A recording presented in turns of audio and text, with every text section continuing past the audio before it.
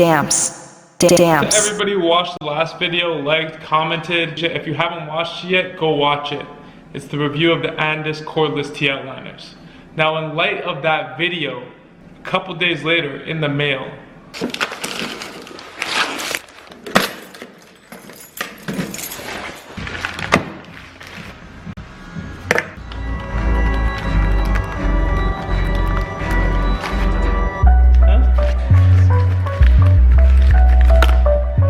there was never denying the power and durability of the bevel trimmer. It was always a question of the blade. The blade didn't cut the first time I used it. So now I got the T-blade prototypes, I'm about to try them out.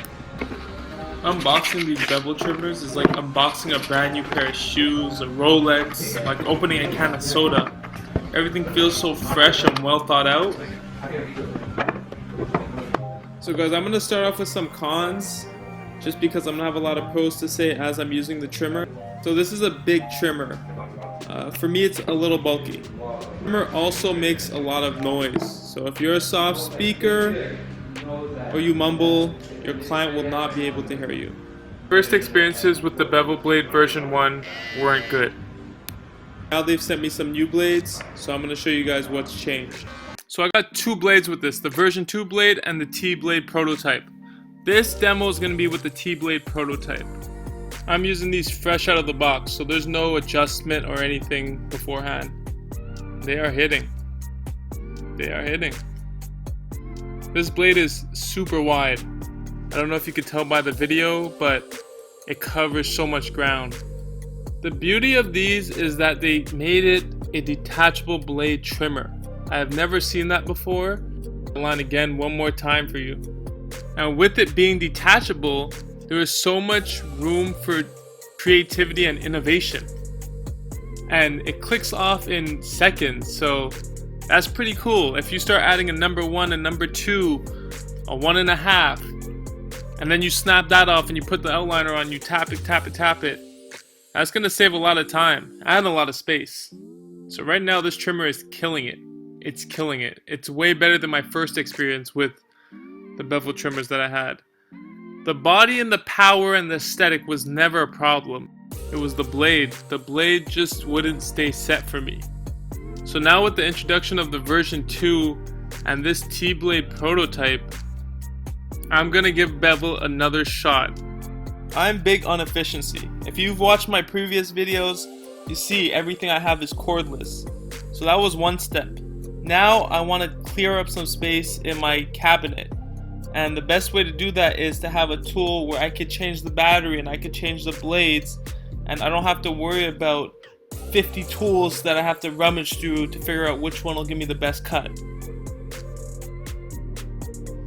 I call this a NOS fade. It's a high to mid skim fade. The corners stay dark. I was watching another YouTuber get beamed do the same type of cut, different variation of it, and I figured why not show my version of the NOS fade and how I see it. It's fitting also because NOS is part owner of this company, I believe.